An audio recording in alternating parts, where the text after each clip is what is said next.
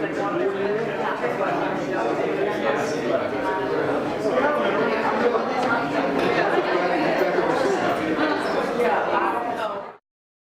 love to introduce my first guests who are very actually important to my career and sort of history as a Nashvilleian, which is coming up on 4 years this summer.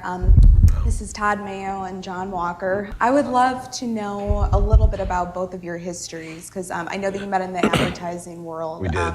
And that is, what you say, advertising, marketing is your specialty, but music is your passion. That's true.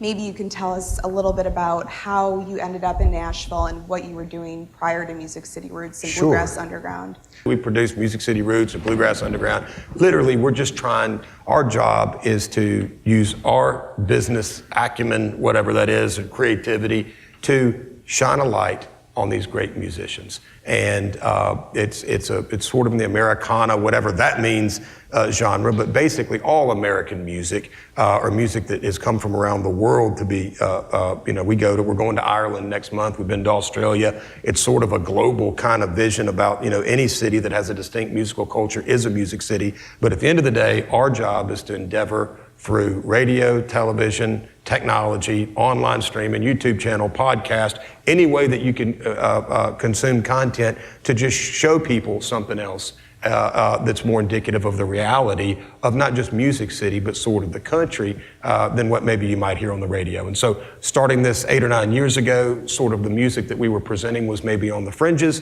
Now, happily, it's moving a little bit towards the mainstream. As a Yankee boy in Detroit and growing up in a very rich musical culture of its own in the golden Motown years, I had a very narrow view through the mainstream media of what Nashville was. Right.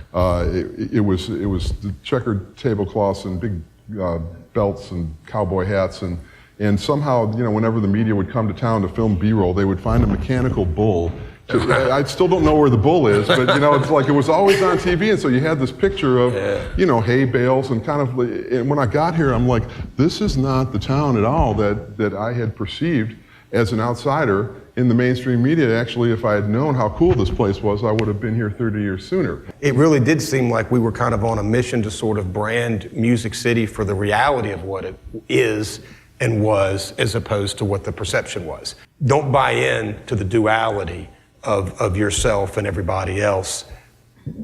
Celebrate collaboration and lose yourself among others. And that's sort of what I try to do in partnership. Partners help me do that. If you partner with a brand that is as authentic in what they do as the music, then it just works. Find people that are passionate and then let them do their jobs. And, just totally believe in that.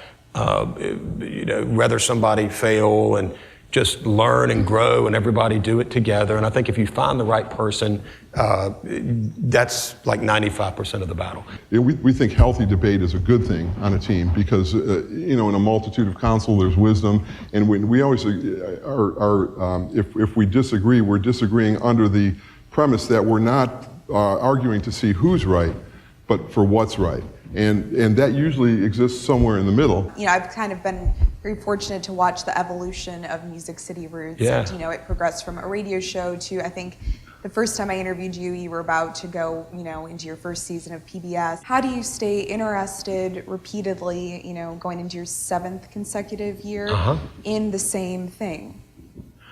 That's a good question. Just for me, it's never the same. Every week is different. There's so many challenges just to keeping it all together. I'm happy just to grow it like we're doing. We're on 100 and something PBS markets, would like to be on 200. It's like you just stir the pot and have a bunch going on, and there's always a new creative endeavor. There's always growth. I mean, you got to have your head in the sky and your feet on the ground, but there is some bigger picture things.